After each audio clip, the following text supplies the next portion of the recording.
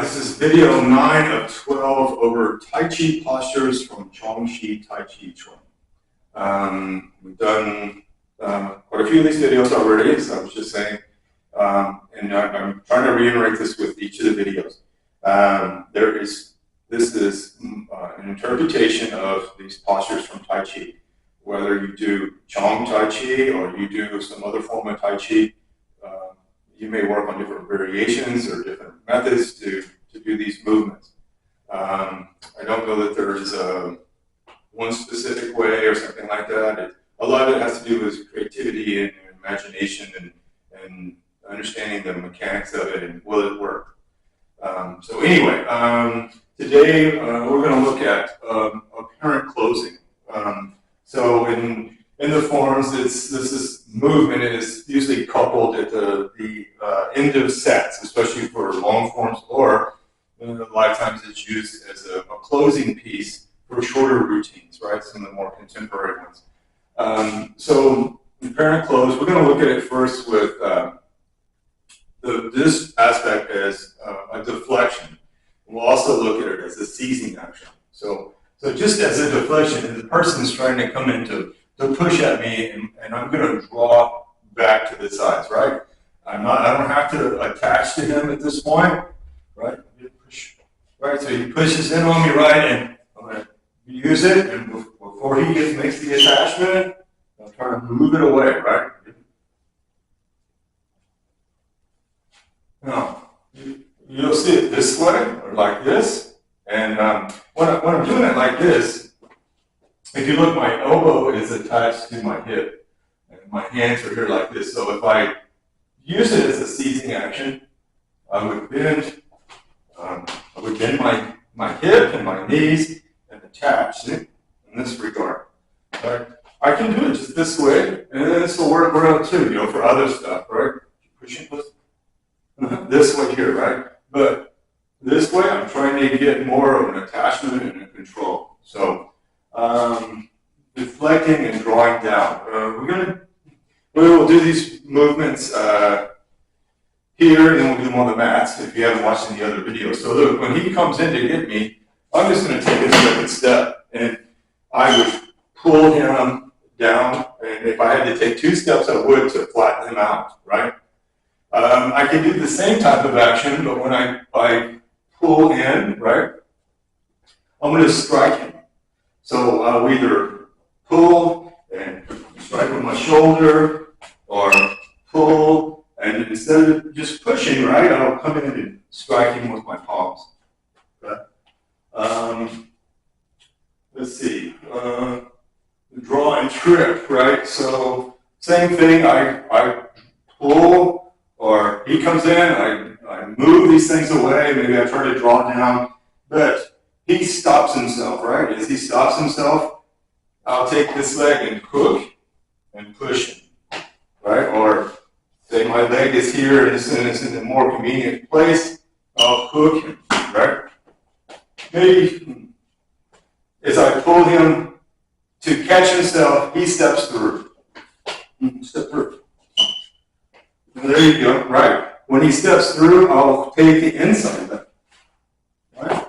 So if you think, right, I can either hook here, please, or here. We're going to use a jacket, right? Can you grab that swatch out jacket too? So I can do this like as a deflecting action and then try to seize something. But we're also going to look at it with the seize, right? So if you do swaja, you wear a jacket like this, right? It's great for practicing the moves, retaining a grip on the person, and things like that. Potentially other people that are watching this video are more, maybe they're Tai Chi players, or maybe some other martial art and are just curious. So we're going to use a jacket like this today. So, meaning in Shuajiao and in Chang Tai Chi, there is the element of somebody seizing hold of your apparel, right? And where like they get a hold, and then there's ways to break these grips, or there's ways to use the person's apparel to your advantage. Okay, so there's other videos on that. My Sifu has a good video on that over on his YouTube channel. There are other ones that we've made too. So, but we're going to use the jacket for this apparent closing, right? So I'm either going to seize onto the apparel here or here, right? So if you think of it like if I'm doing it as a deflection, he's already, we'll say, made the advancement on me, right? So he, this one, right? More. Right? Whether I keep going, either I draw up or keep going, sink back, or a combination of the two, right? So, but when he comes in, I want to get a hold of his apparel as a offensive action, right? So the deflecting more is that he's already done something to me. Yes, I can seize him here or attach to him, and that's great. But we want to see also as the more of an offensive action. So as he's here, I'm just going to reach in and seize. As I do, I'm going to yank. Right? He's going to more than likely resist. Right? So as he resists, there's that leg, right? Or I pull and he steps through, right?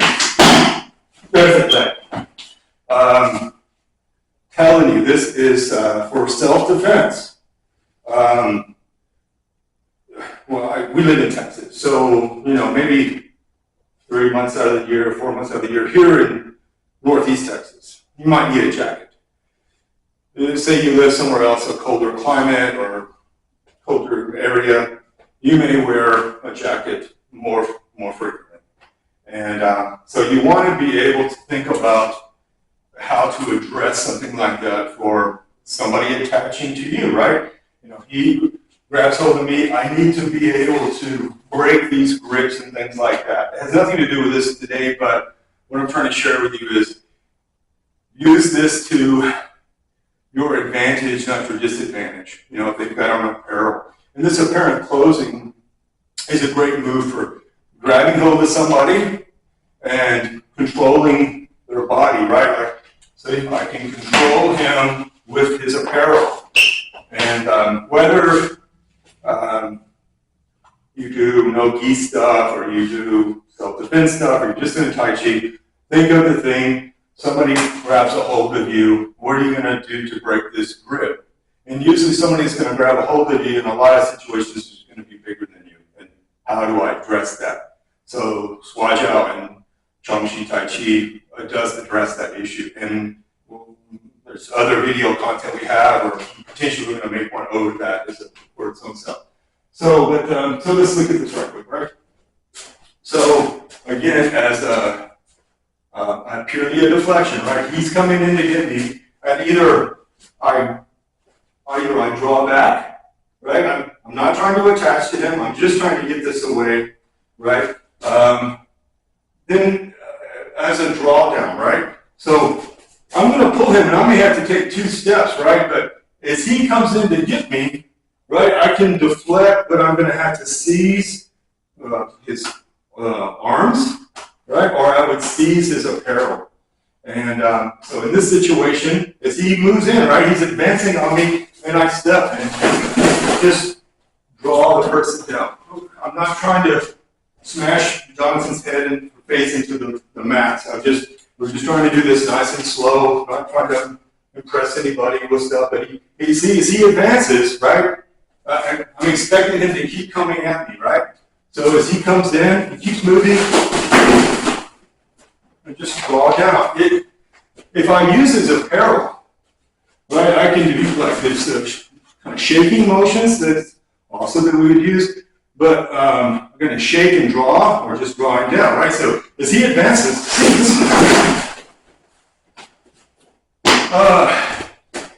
yes, you have to be careful of your face.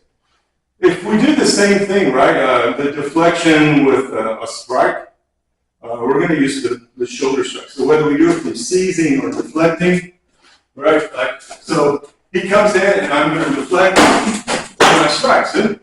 Simple. I can do it with my shoulder too, right? As I do this, I roll me in. Boom, and then look. Simple enough. If I do it with the C's, I can do the same moves, right? He comes to get me, C's, and then just drive away, right? Again. C's, as he starts to resist, pull away. I can do it with the shoulder. He comes in, C's, and strike. If we look at it with drawing or seizing, like snatching, right? Again, he's going to do one. It's either this leg is going to be out or this one's out. Now you can have them both this way, right? And like this. That's fine too. It's even easier, right? So whether I use my lead or my rear, it's irrelevant. It depends on his positioning. If you just drill this thing as a movement, right? I mean, whether you've got some attachment or not, but one of these, put your leg forward. One of these leg maneuvers, if you practice those, drill them, really effective, quick takedown and quite efficient movement. So again, draw and trip, right? So as he comes in to get me, I pull. Look, as he puts weight here on the leg, I just come through. Same thing. He comes in to get me. I go to seize him. He goes to resist, and then but just this time he feels it, but instead of resisting, he's going to try to take a step through to kind of counterbalance it, right? So over here, he steps in, and then look. I'll come right here, like with Partois, with a high pat horse, right? Here, and just hook. Right? Yeah. Okay, so, and I know it seems like just a simple movement, right? Just this thing here, but there's so much more you can do with it. Even for that matter, you can even integrate kicks, right? He comes at me and push him away. Think of the movement as it has to be useful for you. A posture is a set of movements, and then it's what can I do with it? And the more you can think like that, your creativity comes out and you experiment with it. And some things just, man, it really work well that way, right? Or this way works really great.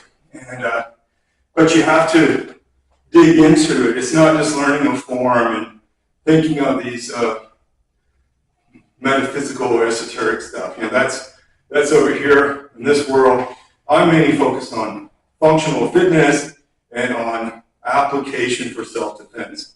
So that's, there's some people that are into competition stuff for Tai Chi, or they're into it purely for a meditative practice, all kind of different variations. And that's what's neat about Tai Chi. There's a lot of different avenues, and so pretty much anybody could probably benefit from one aspect of Tai Chi or another. So anyway, I hope you liked the video. Thank you.